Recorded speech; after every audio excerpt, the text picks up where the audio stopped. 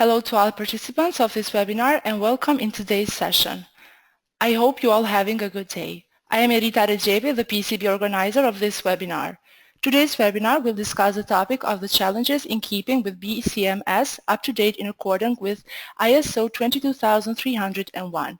This webinar will be presented by Mr. Sidney Modenesi from Business Continuity Institute.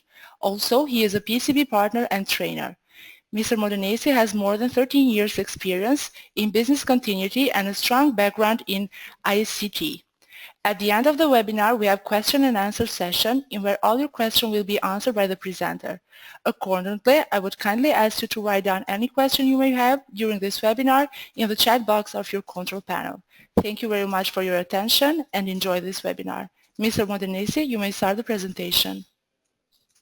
Thank you, Erita. Thank you for the introduction.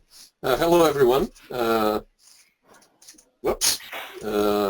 morning, good afternoon, and good evening, as we have people from all over the world.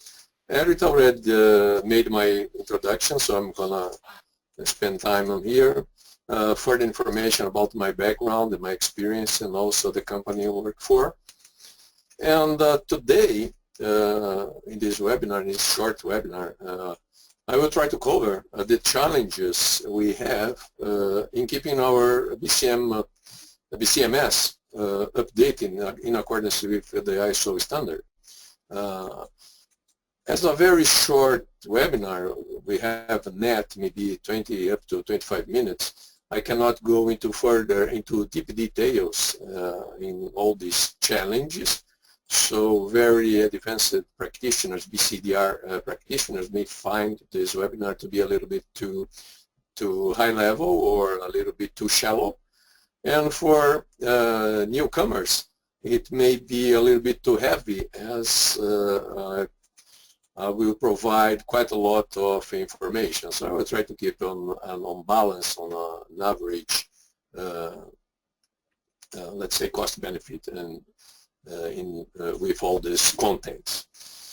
Well, basically the idea here is to keep our BCMS as close as possible, as updated as close as possible, as our company or our organization is organized. Our organizations are changing every day.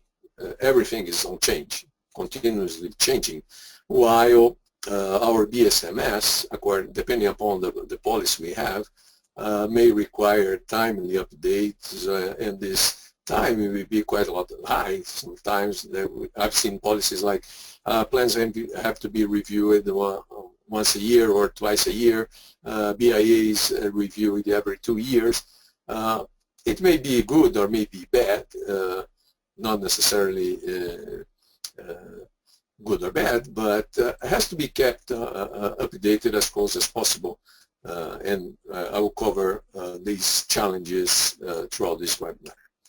First of all, let's see the requirements we have on the standard regarding updates and changes. I'm not going to cover all the details. I will go very fast in these slides. You can check them later on the standard.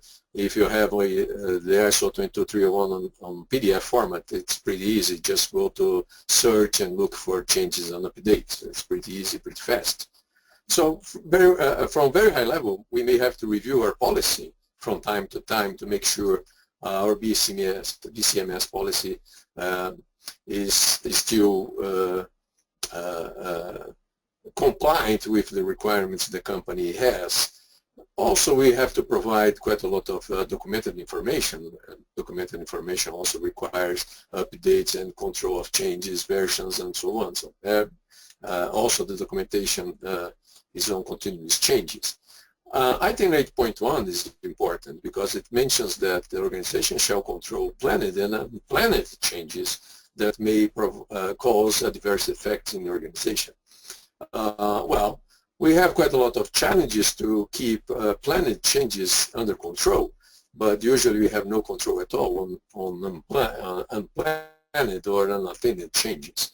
What may be a very risk item in our BCMS. Then we have the exercises and tests, standard requires that after a major change in the organization, again we have to review our plans, we have to retest our BCMS to make sure it is close to the organization, and so on and so forth. As I said, I'm not going to cover and read all these details for you.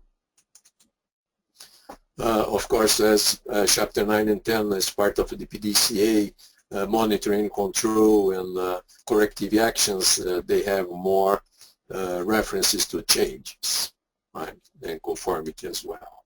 Well, as I mentioned before, everything is changing every day, every time, and we have to keep control of all these changes, right? Back to item 8.1, planned and unplanned changes or unattended changes in all our resources.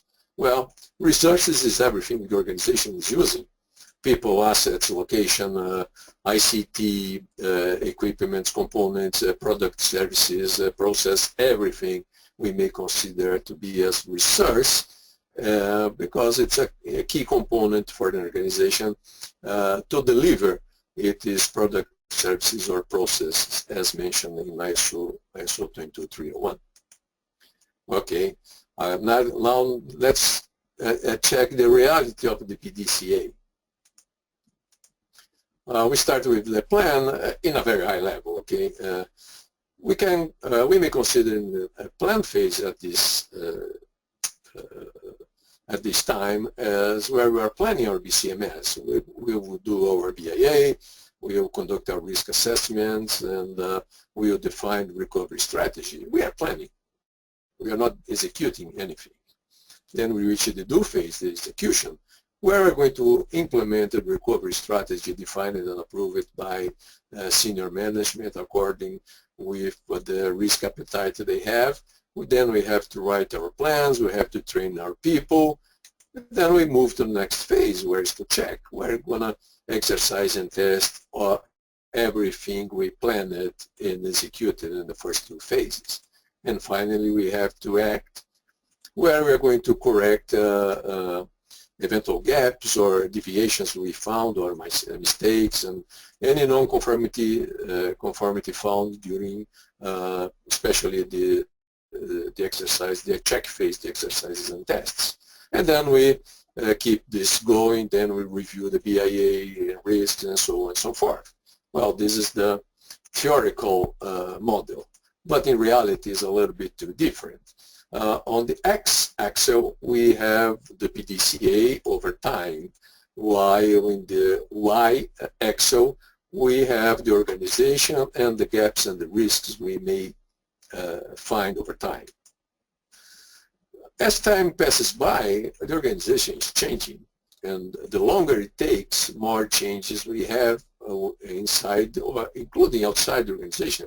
When I say outside the organization, maybe a supplier or a vendor or a key provider we have, maybe a new regulation or a new law, things out of control of the organization. So as time passes by, as I mentioned, the gaps and the risks, they will increase over time. When we do a BIA in the plan phase, basically we are taking a picture of the organization.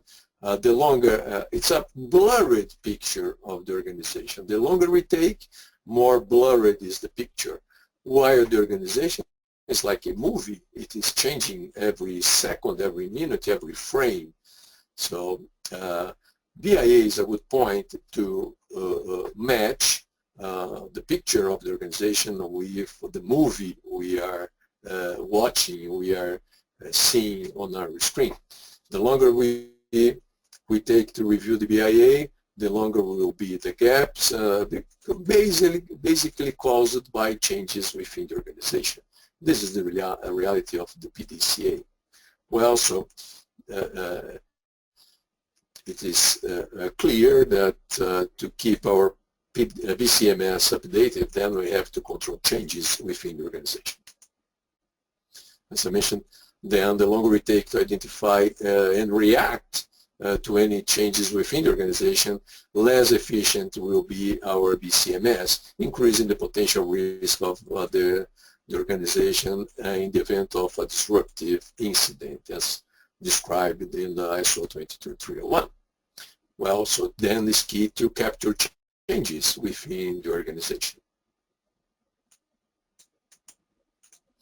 Let's go back a little bit to ISO 31000, excuse me, which is basically the risk management standard, which is mentioned in ISO 22301, basically because the recovery strategy has to be aligned with the risk appetite, which goes back to the ISO 31000. One of the principles is that the organization shall have a change management process. So the risk management system requires that the organization has some sort of a change management process in place. Well, what is a change management process?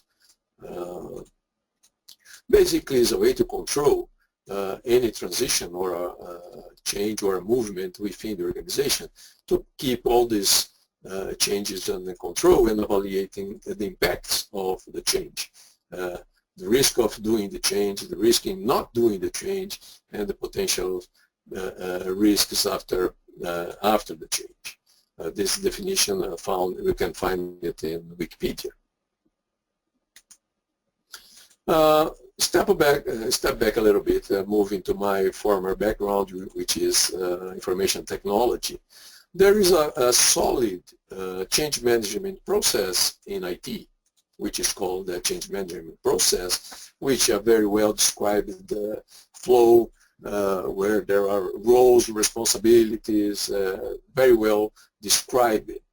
And there's a key point, which is the plan update, and can be a very good point for us to trigger BCMS update.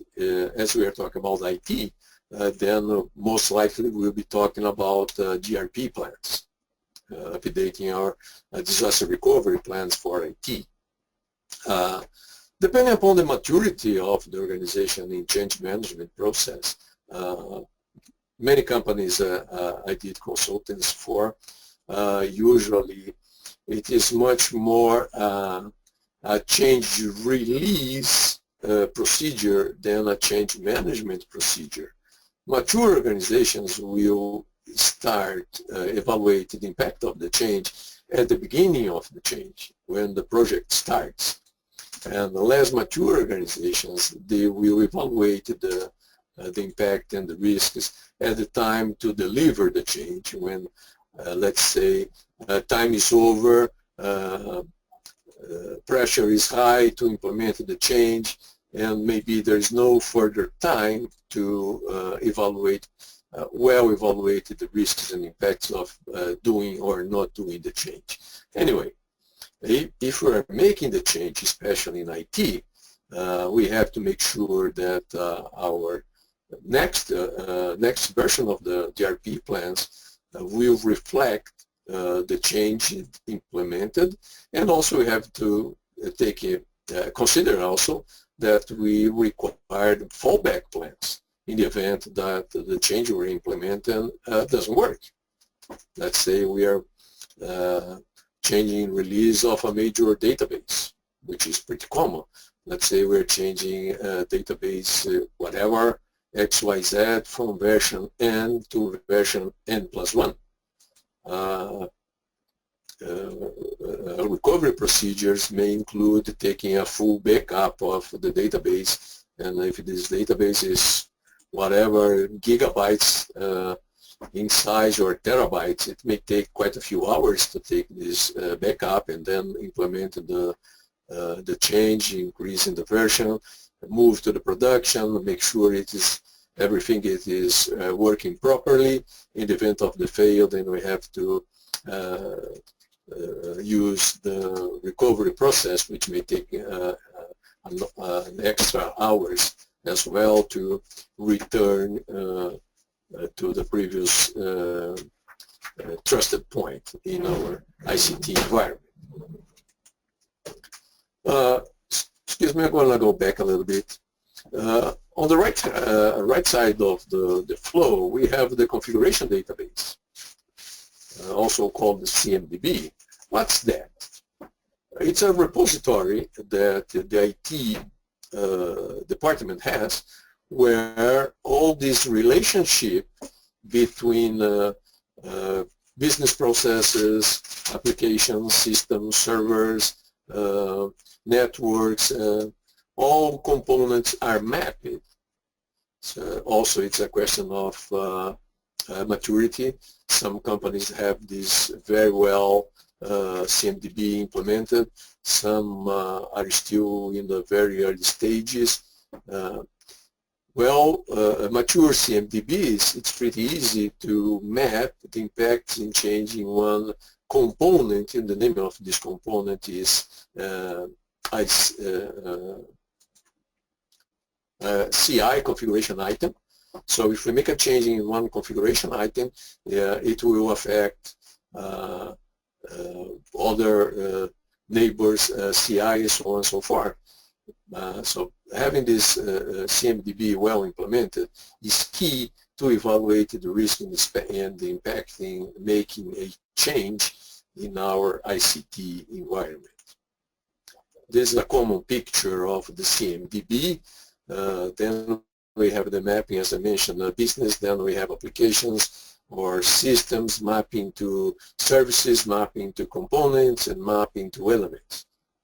We can use this approach and enrich this CMDB, adding BIA findings.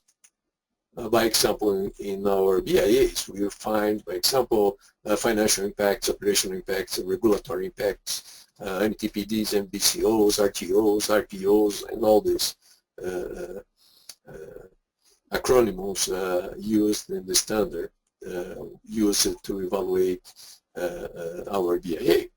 So adding this information in our CMDB, or in any way making sort of relationship between information stored in CMDB with the BIA findings, will help us to define the severity or the risk of the change. And consequently, we can define or assign a priority in updating the BCMS as required. If it's a high impact, high risk change, we have to make sure that our information stored in the BCMS is quickly updated, preferably at the same time we are providing the change. As soon as we finish the change, we already have a new plan in place. If it's a minor change, okay, it may take a few days, few weeks, maybe up to a few months to update that information. As mentioned at the very beginning, the longer it takes, higher is the risk. It's very common for in ICT tests I attend as an independent observer, comments like, oh, it was a minor change. I only changed the IP address. Well, a minor change in IP address may compromise the full network of the organization. Or I made a minor change in the configuration of the border switch of our network. Well, this minor change it may impact the overall network of the organization. And if we don't have this change documented, it may take quite a lot of time to find the change when it was done. Maybe the change happened weeks ago. No one even remembers it anymore because the change only was implemented after we started whatever, the server, the switch, or the component, and then the new change took effect. So controlling the change and also documenting the change is key for our BCMS to be close to the picture of the organization at that specific point in time. We have further sources to capture change. I use ICT because, in my view, ICT has a more mature change management process. ICT is doing it for over, 50 years maybe, since the early days of the DR, until finally we have the standards and good practices and so on, while other management systems are a little bit younger, with, let's say, less mature processes and flows. But there are others, as I mentioned, there are others, other management systems, risk management, the ISO 31000 family, ICT 20000 family, information security 27000 family, quality management in the new set, especially version 2015, also address risks, which implies in change management process. Supply chain, as I mentioned at the beginning, the change may be outside the organization, so we have to keep control on those changes. ISO 28000, environmental change 14000, so on and so forth. Where we could be using, I can't see any reason why not, we could be using the same approach as used in ICT change management. We already have the flow tested for exhaustion daily by ST people all over the world. So cloning this change management process, of course, making the appropriate changes for different departments in the organization, it is very useful to control the changes we have in the organization. Not capturing the changes, well, we still have an opportunity to find those changes, but when we are exercising or testing our plans, or in worst case, when a disruptive incident happens, when it will be a little bit too late to find that our BCMS is not reflecting the status, the current status of the organization at that point in time. The warning I'd like to leave as we are reaching the end of this webinar, all this updating process will depend upon all the other components or supporting components or management systems we need to have to keep our BCMS updated. Talking about maturity, do not expect to have a maturity level, let's say 3 for BCMS, or if your maturity level for other supporting management systems are at level 1 or 2, we cannot do that. So if we're expecting to reach maturity level 3 for BCMS, for sure we will have to increase maturity level for all other supporting management systems that work together or work closely to the BCMS. Here you have my contacts. We have some time for questions and answers now. I also would like to invite you to join the ISO 22301 Business Continuity Management System Implementation and Audit LinkedIn group organized by PECB, where I act as one of the moderators. We can keep these discussions there if you would like to. Now I will hand the word back to Erita for questions and answers. For questions, for sure you can all make it. The answers I cannot promise you. I will have it ready for you at this point. Erita, it is with you now. Thank you, Mr. Modenesi, for this informative webinar. I would like to ask the audience to write your question now while I start reading the first question. Okay. Is it really necessary to have the IRM and BCMS policies coexist, or could I have elements of BCMS contained in the IRM policy, given that BCMS is somehow a component of holistic ERM processes? Is one of the questions that one attendee wrote. Okay, good question. Good question. I'd like to see the BCMS working closely with IRM. A majority, most of the companies I did work for, risk management is one department, maybe under one vertical, one vice president or superintendent, while BCMS is under another department, another vice president, and DRP for sure is under another vice president, usually under the CIO. My view is that business continuity, or the BCMS, deals with the residual risk of the organization. If it deals with the residual risk, it should be closely working closely together with the risk, corporate risk department within the organization. And then risk appetite, which is addressed by the corporate risk department within the organization, so should be addressing recovery strategies for business and for IT. Summarizing the answer, I'd like to see all these three policies closely related, while the majority of the cases, and when I say the cases I saw, I would say at least 85, maybe 90% are Brazil related, and Brazil is not a highly mature country either for IRM or BCMS. But I already did business for international companies, US or UK companies based in Brazil, and I would say it's not too far from that. But I would like to see all these management systems or policies closely related.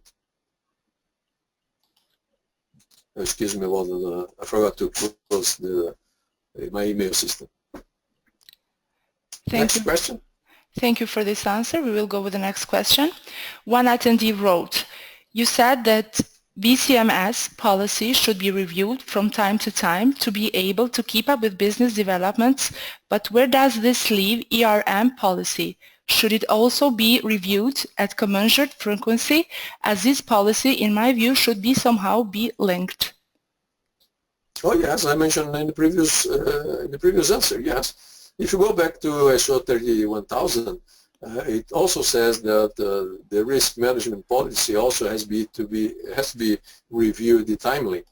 Why? Well, many reasons. As I mentioned, maybe a new law, a new regulation, a new requirement, new agreement, new risk appetite. Everything's not changing, so everything has to be reviewed from time to time globally in the organization. I'd like to see these two policies linked, and also I'd like to see the DRP policy linked with these two policies as well. Oh, further, I'd like to see information security policy linked as well, because information security is also very high risk for the organization.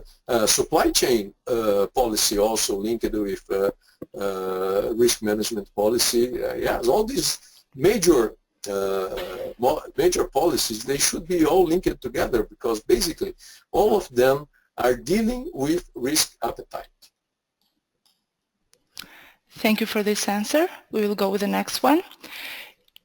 Is it advisable to always conduct a BIA when the dependent management systems are updated or modified? Well, depending on the size of the change, using one of my slides, using the ICT change management flow, if we have the previous BIA findings and we do evaluate the impacts of a change, if we consider that the change is major, maybe we could review after the change the impacts of the change and then update the BIA. It will depend where you are in your time cycle. Let's say you are expecting to review your BIA, let's say in the next 6 months. Well, maybe it's advisable to wait and do the BIA review as planned. If you make, let's say, at the end of last year, I was in engagement for, at that time, a Brazilian company that was acquired by a US company. In the middle of the BIA, the whole company changed. Vice president's organization, departments merged, services stopped, new products offered for customers, a major change.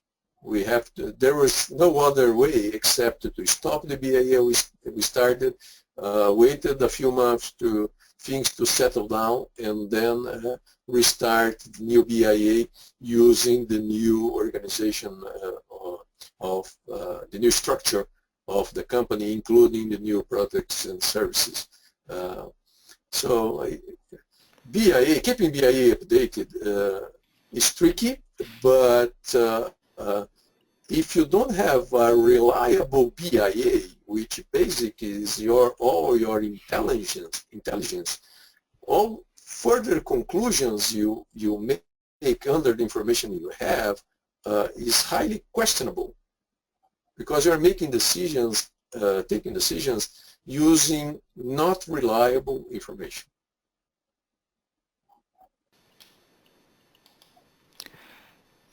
Thank you for this answer.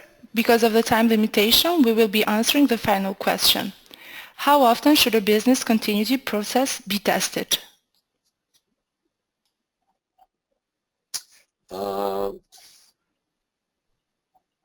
It will depend. Well, I will have to provide you a generic answer. I'm sorry. It will depend what is written in your policy. If your policy states that has to be tested once a year, I can't say it is good or bad. My view, 1 year in the state of the overall technology changes we're going through, I'm not talking about ICT, but I'm talking about technology is changing so fast that it's changing products, services, and processes. So ICT's changes are driving overall changes in the organization. So I would say 1 test every year is a very long time. But it's written in your policy. If our steering committee accepted that, I can't say it's no good. I would like to see it tested more often. But that's life. Well, excuse me for that. While Erta gets back, I'd like to invite you to continue our questions and answer sessions in our LinkedIn group. I already provided the link in the presentation. This webinar will be also available at the PECB website. The PECB will provide the link shortly after the webinar. Mr. Modenesi, can you hear me? Yes, sure. I'm sorry for this technical problem. Thank you, Mr. Modenesi, for this excellent webinar, and I want to thank all the attendees as well who have joined us today. I hope all your questions have been answered, and I also want to inform you that this webinar is recorded and can be found on PECB YouTube channel and in our website pecb.com.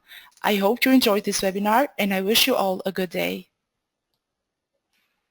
Thank you very much for the invite, and thank you very much for all of you for the attendance. I hope to see you soon in the next webinar. Have a nice day. Thank you.